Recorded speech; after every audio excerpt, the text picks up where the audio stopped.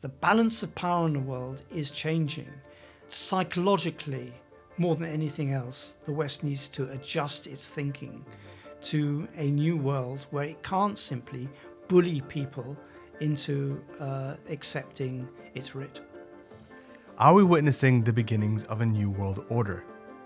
More than a year and a half on from the day that Russia invaded Ukraine, and fighting continues into an uncertain future. Millions have been displaced, thousands killed, and a world economy reeling, with soaring inflation threatening recession and record-high energy and food costs impacting us all. What some predicted as a simple and decisive victory for Russia's army continues to be a bitter turf battle, with the United States and NATO throwing their weight, their arms, and their sanctions behind Ukraine's resistance efforts. But what Western powers imagined would be a united front against Russia hasn't come to pass, with many countries choosing instead to wait on the sidelines, watching the rise of another global superpower in China, one that demands a different kind of loyalty.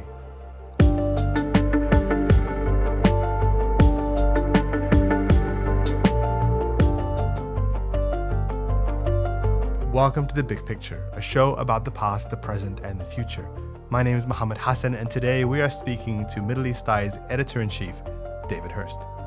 Last year, when the war broke out, Hearst predicted it was a turning point in global politics, signaling a new world order no longer governed by consensus and no longer led by the West.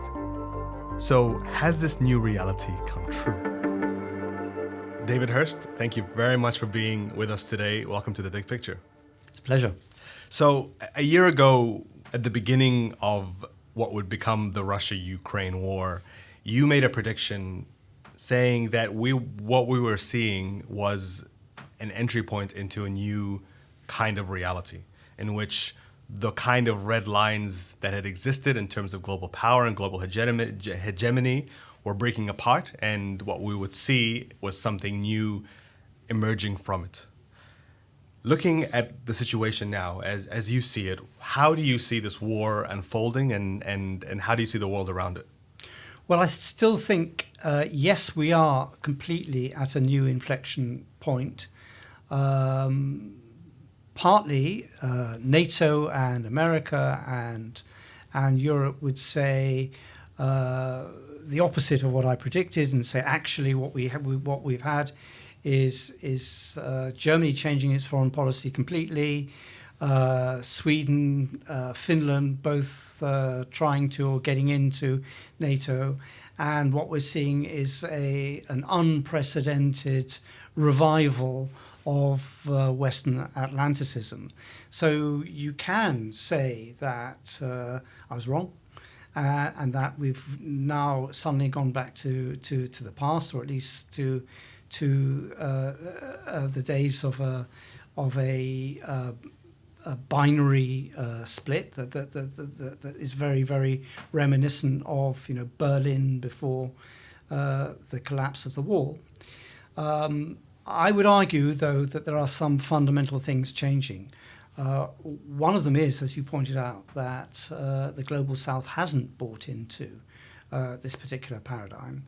And that a large part of the world that we go to often, that is in our patch, the Middle East, has a very different view and a very detached view and a much more ambivalent view of the Ukraine war, although they maintains good communication with both sides. And I'm primarily thinking of Turkey, that hasn't gone down the path that Britain has gone down, and still manages quite regularly to keep the grain deal going just about, and keep prisoner exchanges going, all of which are negotiated in Ankara. And the view from Ankara is very, very different, much less gung-ho than the view from the British Foreign Office. In fact, I had a very startling example of that where I sat in on a briefing given by an FCO official who's in charge of at least the political part of the Ukraine war, whose presentation was remarkably upbeat. This was some weeks ago, saying Ukraine's ready for a war and ready for the counteroffensive, and it's just about to take a huge chunk out of Russian-occupied Ukraine. And he got really quite a lot of pushback from seasoned Turkish diplomats who were also around the table who said, I don't think this is going to happen or as easily as you think it is. So there was a real, at least a big difference in tone between seasoned Turkish ex-diplomats, as it were, and the Brit, who was describing Ukraine rather like you would a cricket match. I think what accounts for the skepticism of, let's say, a country like Turkey is that it's much closer to the conflict than we are, that it's actually fought Russian troops, that it has Russia to the north and to the south in Idlib. And they're far more pragmatic about Putin than we are. I think it's genuinely difficult to assess what is actually going on the battlefield because there's so much propaganda going on.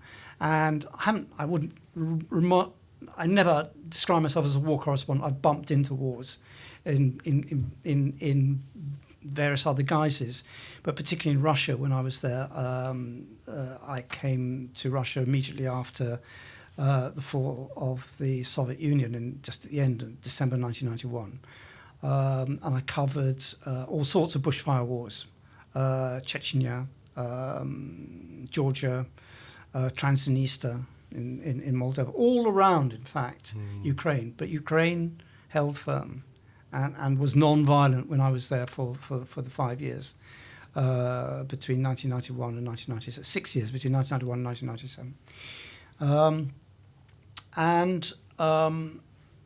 But, you know, in all of these wars, the British media, particularly Sky, BBC, the American media, I was for The Guardian, The Telegraph, we covered it impartially, more or less impartially, in comparison to the way Ukraine has been covered, where all sorts of really quite obvious questions are not being answered.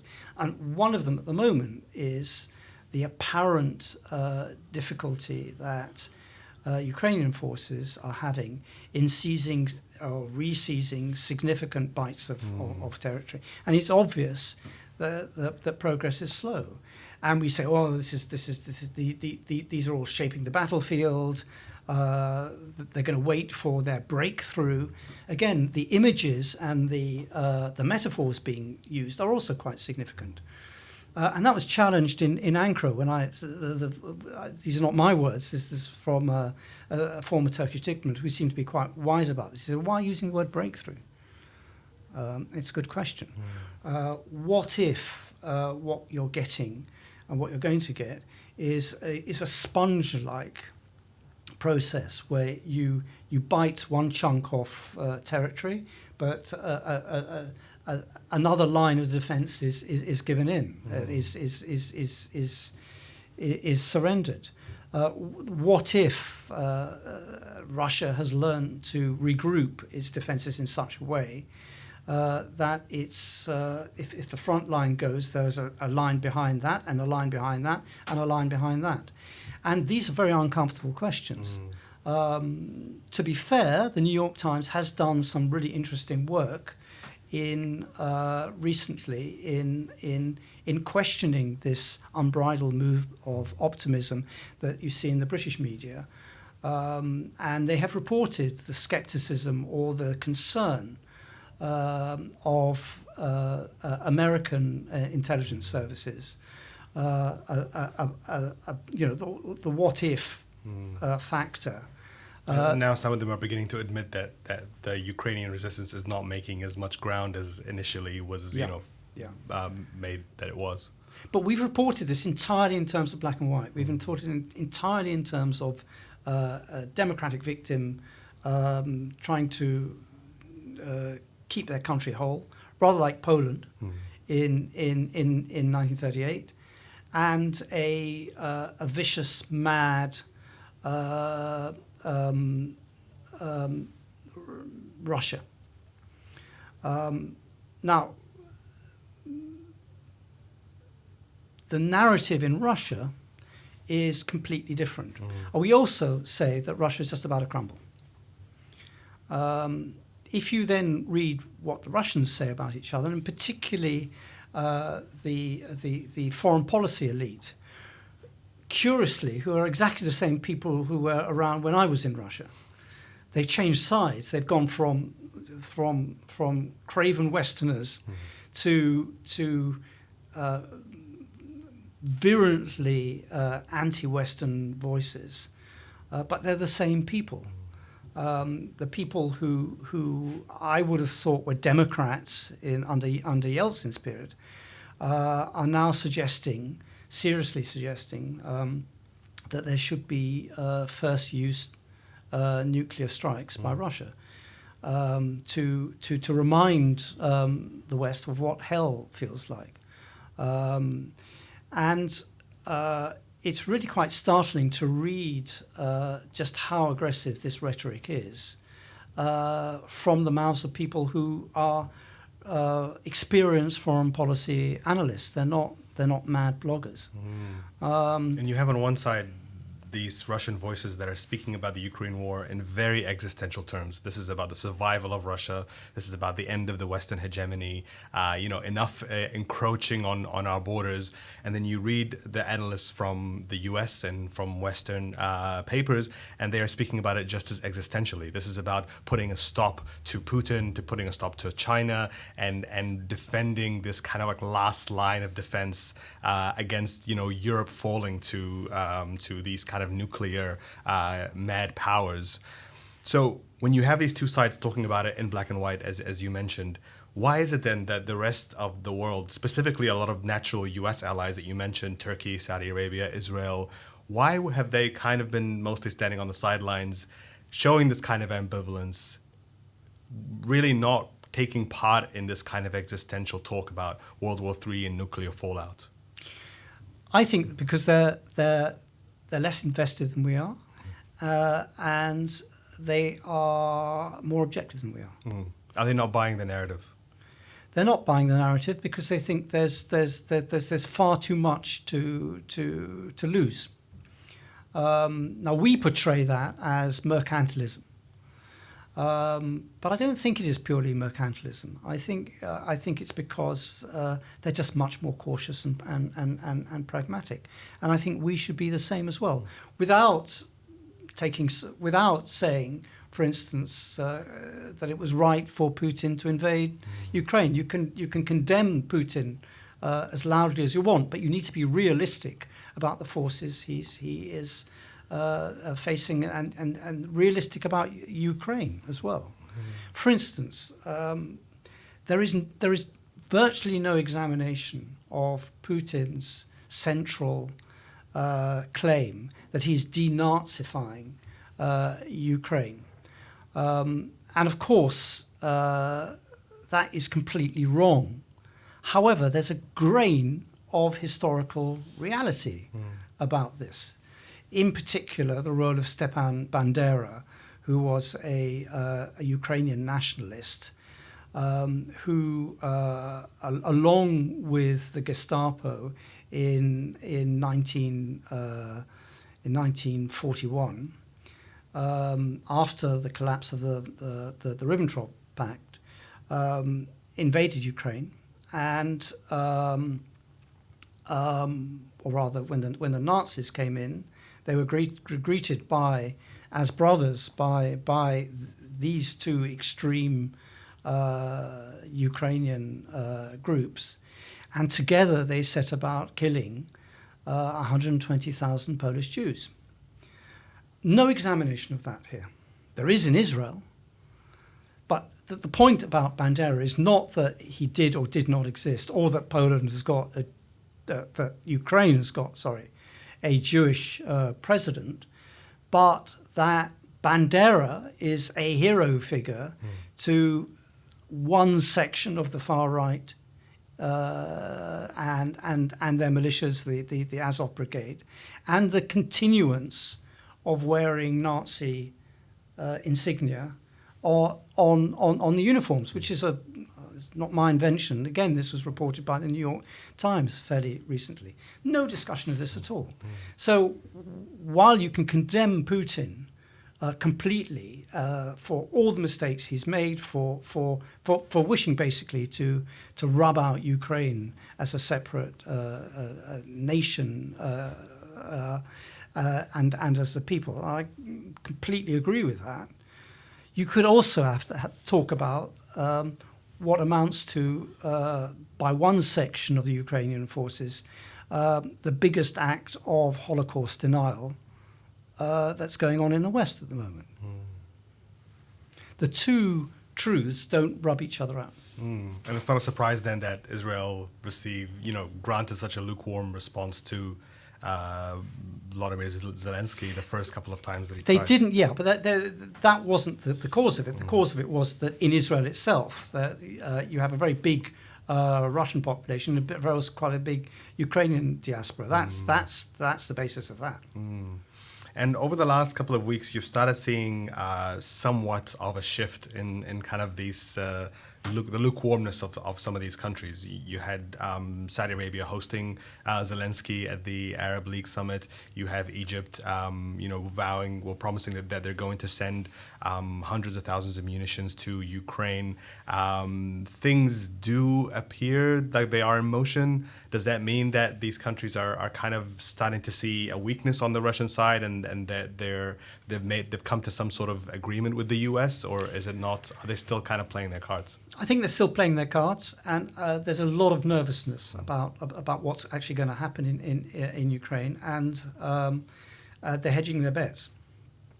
Unfortunately, Russia has shown thus far no interest in the diplomatic outcome. Putin still wrongly believes that he can outlast Ukraine. He can't believe it's their land, their country, and their future. And even after all this time, Putin still doubts our staying power. He's still making a bad bet that the conviction and the unity among the United States and our allies and partners will break down. He still doesn't understand that our commitment, our values, our freedom is something he can never, never, ever, ever walk away from. It's who we are. One of the things that has, I think, been very clear over the last year is that the kind of diplomatic levers that used to exist, or that people used to generally rely on internationally to prevent these kinds of large-scale wars, or, I mean, in the case of, the war in Iraq, to be irrelevant to, the United Nations, the International Court, the Criminal Court, these kinds of places, it's become very obvious that they're not going to be places that are going to hold Russia to account.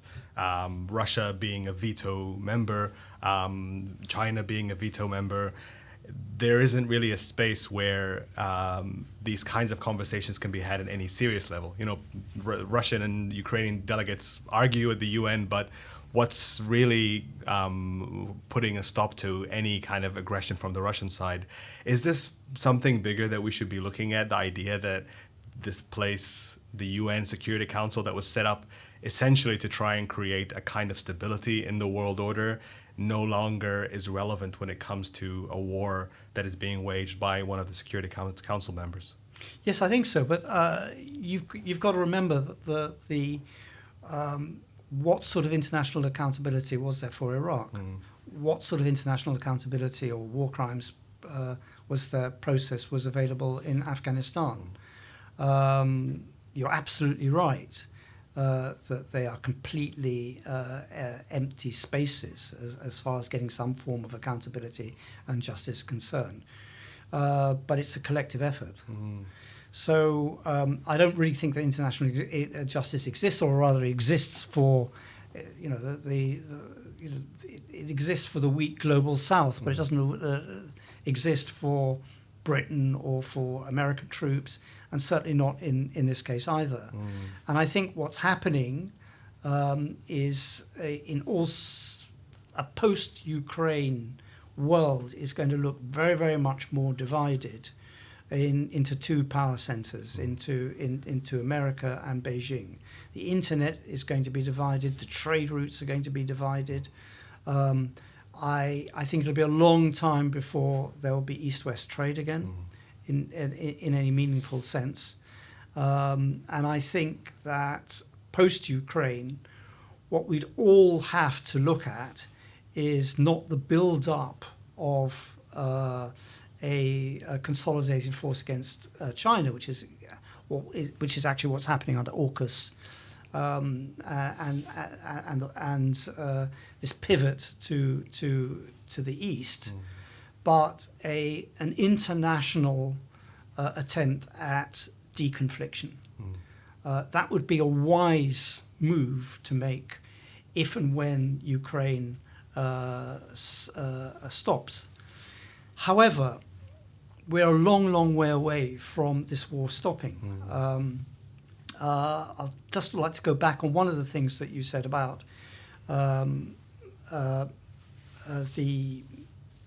the both sides seeing this as existential threats. Russia sees it acknowledges now, of course, that it struck first. It doesn't use the term invasion, but it now uses the word preemptive strike. But it says that it had to do this because to protect a state civilization. It's talking in really quite different terms about the territory of Russia and the people of Russia. One of its main concerns is the existence of 40 million Russians outside the borders of the Russian Federation and their repatriation. It's talking about Kaliningrad as a Noah's Ark. It's talking about demanding Russian sovereignty of a railway connecting Russia to Kaliningrad, which is a hangover from the Second World War, and it's a railway that goes through Lithuania. It has a completely different. It's talking about building a new capital in Siberia. It's got a completely different geostrategic, religious, almost messianic framework from the idea of the nation state that we still cling to in the West. Now, again, this is not as mad as it seems. The extent to which they're talking about it may seem divorced from reality, but the idea itself is not totally divorced, for instance, from the idea that Britain has a say in the affairs of Northern Ireland, or Gibraltar, or the Falklands, which we fought a war about. The idea of Britons being stranded the other side of the world, or people being stranded, but still paying allegiance to Britain. This in Russia is many, many times greater. Hence the use of the word Russian world, Ruski mir, or state civilization. It sounds almost fascistic, but there is sort of a grain or an element of truth about it. And on the other hand, the NATO forces say they're fighting for an idea, they're fighting for its democracy versus autocracy, which is such a black and white description and deeply troubling in our particular area in the Middle East, because an awful lot of the West's allies and Israel's allies are autocrats. And we chart this every day of every week.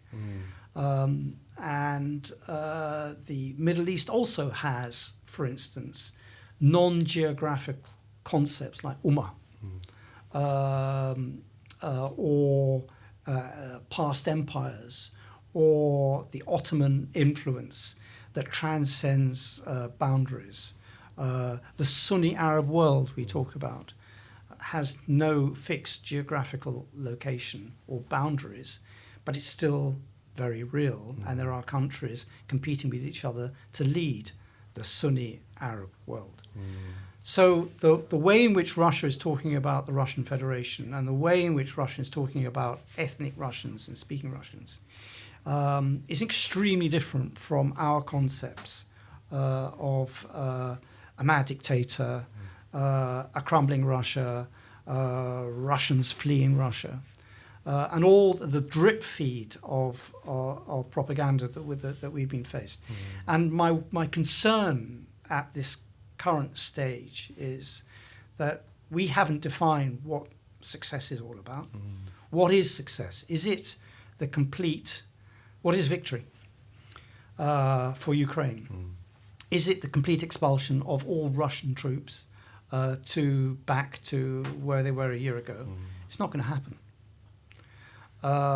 Russia is still going to retain something. Is it the defanging of the Russian military? I very much doubt whether that's going to happen either. Is it the overthrow of Putin? Again, this is not in our hands. And if we don't decide what victory looks like, right, to what extent are we dependent on the battlefield? Right? Okay, plan A is that they take a huge chunk, that the counteroffensive takes a huge chunk and liberates a big part of what of the Russian occupation, and then Zelensky is in a much stronger hand to say, right, to demand favors. Is it, for instance, the capture of Crimea, over which Russia undoubtedly would launch a nuclear attack? What is the nuclear threshold?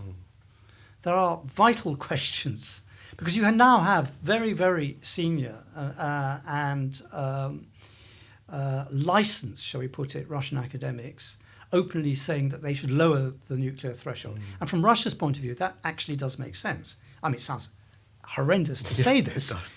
but it actually does make sense, because the weaker their conventional force, the more they have to rely on their nuclear force.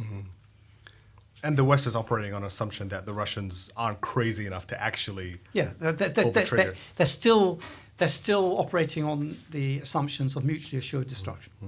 Does that work now with Putin? Does mutually assured destruction work? I'm not sure. And the other point is, I think, that doesn't help us analyse and doesn't help the West analyse this. So I pointed to vast amounts of propaganda going on. Not enough questioning of the human rights abuses on both sides. But the other thing I'm questioning is to what extent we are talking ourselves into a situation where we could be suddenly faced with very, very uncomfortable choices, and we actually, in faced with those choices, we pull the plug on support for Zelensky. And I'm thinking very much in terms of the debate amongst Republicans in Congress. That's what, I mean, if you were Putin, you'd be saying to yourself, I'm in charge, things are going actually quite well for me. I can regenerate the losses, the tank losses and the personnel losses, because I've got so many more men and I've got a very big industrial complex, and I've ramped up industrial production exactly as Stalin did after Operation Barbarossa. And on the other side, I am militarizing Ukraine, because they're much more dependent now on imported weapons. So the war of nerves is between the Russian military industrial complex and the ability of America to keep on funding arms. And if I were Putin, I would not think of myself as being in such a desperate and weak position as or mad, or just about to die of terminal cancer, or clutching a table, or all the drip feed of stuff that we've had about it. I would say to myself, the longer I can hang on, the greater the chance. I'm talking of hanging on in the four regions that he's occupied. The greater the chance of Washington crumbling first. Well, he probably has an eye on the 2024 presidential elections, in which Donald Trump might come back into power, and the entire thing might change. And that's one of the really interesting things, is that you have Joe Biden in the presidency, who has really branded his foreign policy on returning the U.S. to what it was pre-Trump, and what it was in the imagination of the United States as this kind of like world police leader of both NATO and Europe, and kind of marching forward against the tide of tyranny in that way. And as you mentioned, there's a lot of skepticism now. There's a lot of disunity. There's a Republican Party that is almost trying to usurp the kind of power that the U.S. president has today. Is this war about, for the U.S. specifically, about trying to kind of keep hold of any last remnants that it still has of being this kind of singular superpower in the world? Well, I think they're having great difficulty in coming to terms. I mean, Biden wanted the return of America to international diplomacy, and we're back. Mm-hmm. And we're here, and we're going to be around, and everyone can feel it. I think he's had a lot more trouble achieving that goal, particularly amongst his allies, because I think there's a fundamental loss of trust in America as the power that you can lean on for your protection. I think that's what's going on in Saudi Arabia at the moment. I think that's what's going on in the Emirates. However, he has gone absolutely full square behind Ukraine in terms of military support. He's gone much further, I think, than even he would have dared to do on Ukraine. So much so that Russia thinks America is actually militarily involved, and that the Third World War has already started. And a lot of these countries in the Middle East, for example, they very much like his predecessor a lot more than they like him. Yeah, but they've lost their trust in America as protecting power. And they're very keen to invite China in as a trading partner, as the sort of test bed for de-dollarizing the oil economy, which is one thought that particularly worries America, and the dominance of oil. The dollar in the oil market. It would have a profound effect if for instance, China's trade with Saudi, it buys a quarter of their oil, was denominated in Chinese currency rather than the dollar, and it would spur other countries to do the same in trade generally. So the problem America faces is not so much with its declared enemies, Iran and the enemies of Israel, Hezbollah and Hamas. It's with its allies. And its allies have lost faith in American protection.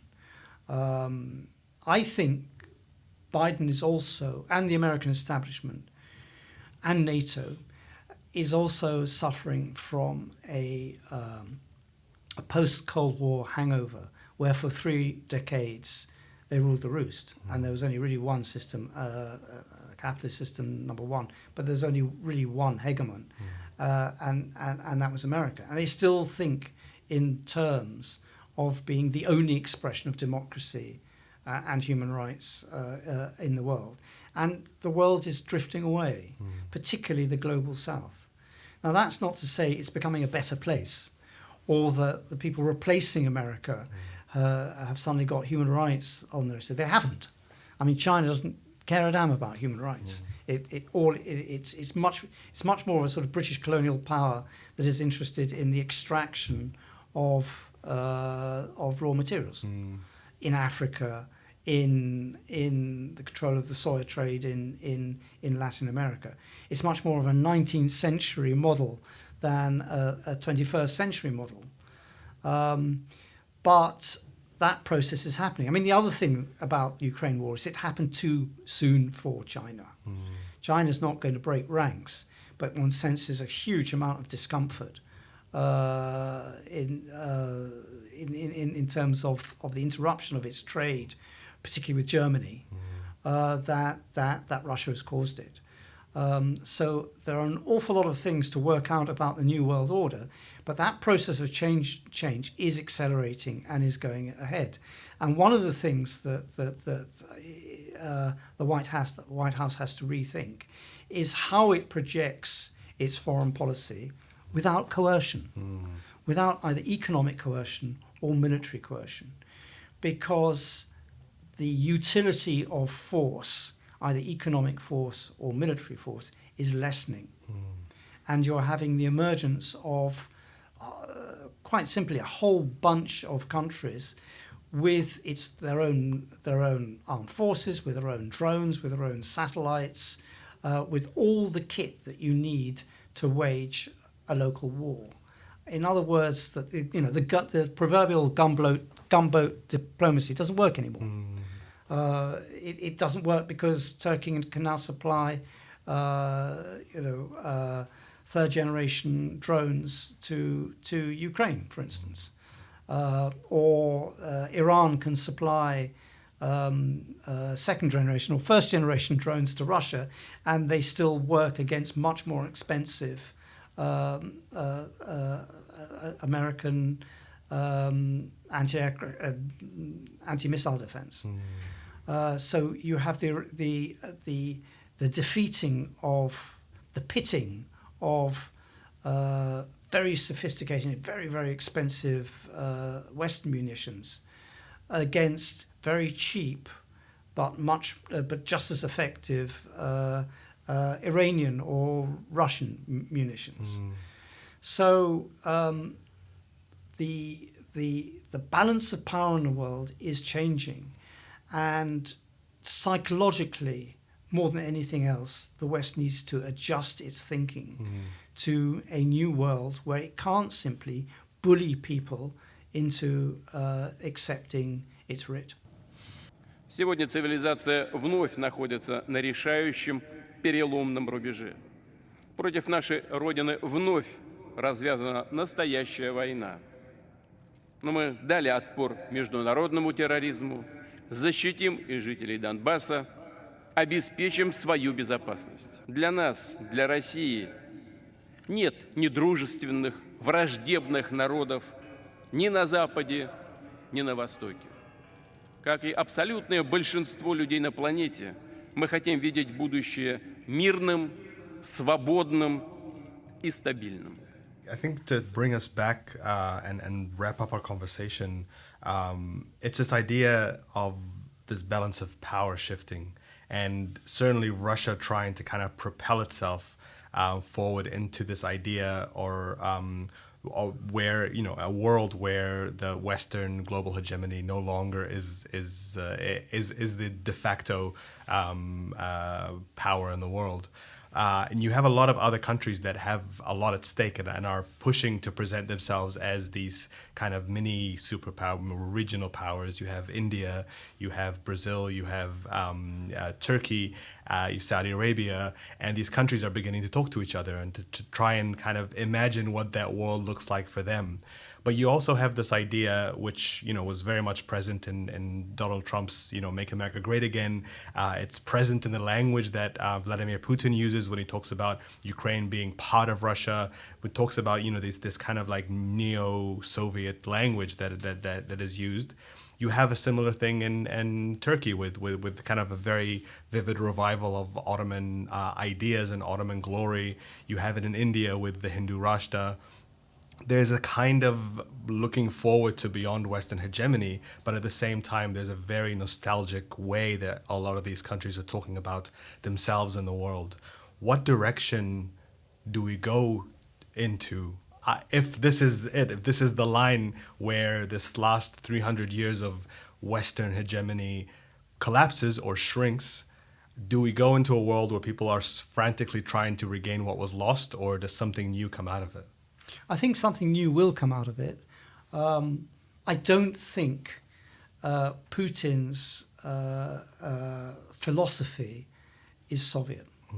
I don't think it's even neo-Soviet.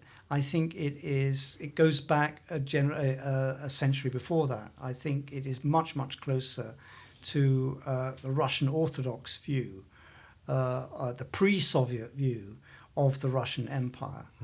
And he himself isn't a communist. He's an oligarch. He's an extremely rich man.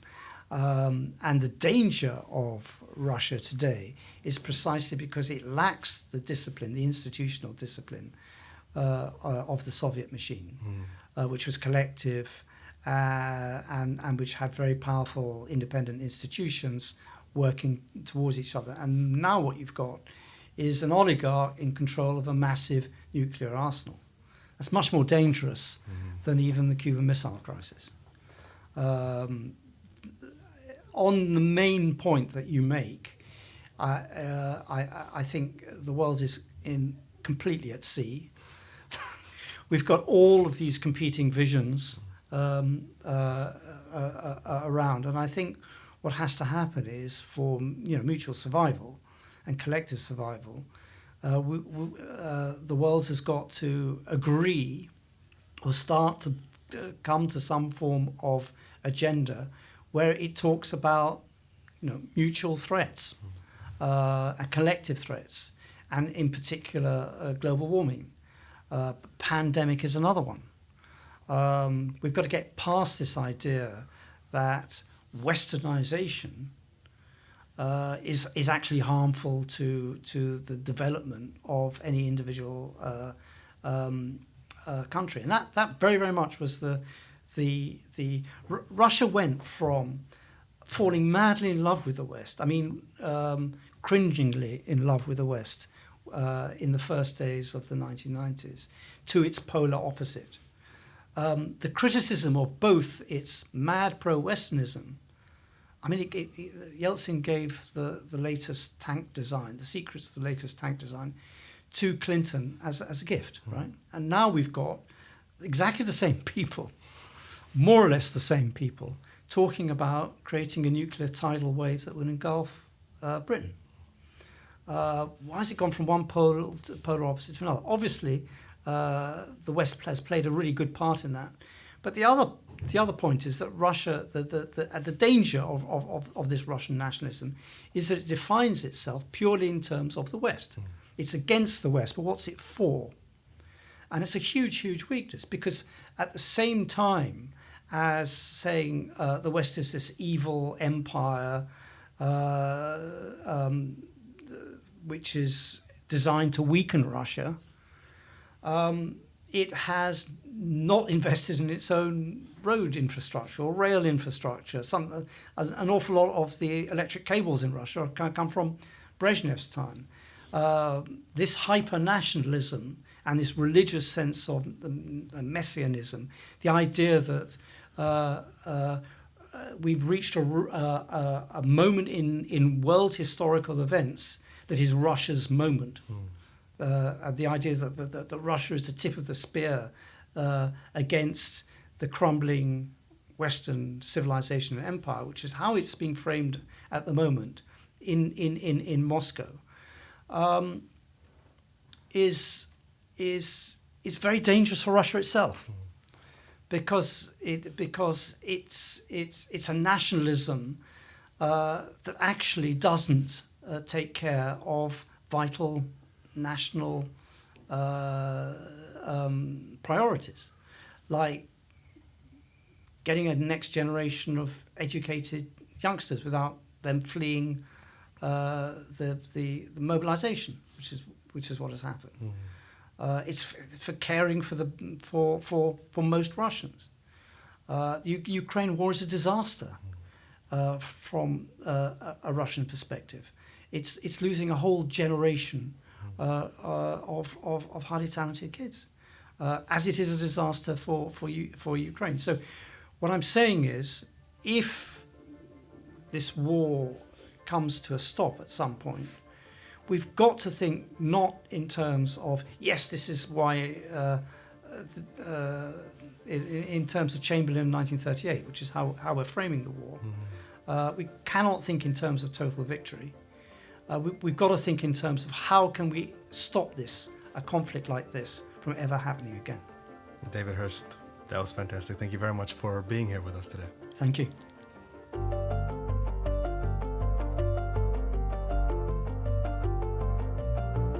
Thank you for watching this episode of The Big Picture. Thank you to David Hearst for being our guest for today. We want to know what you have to say about this specific topic, about the war in Russia, about global hegemony, and specifically about the threat of nuclear war. Please like and subscribe if you want to hear more from us, and you can find all of our episodes in audio format wherever you find your podcasts. Until next time, salam.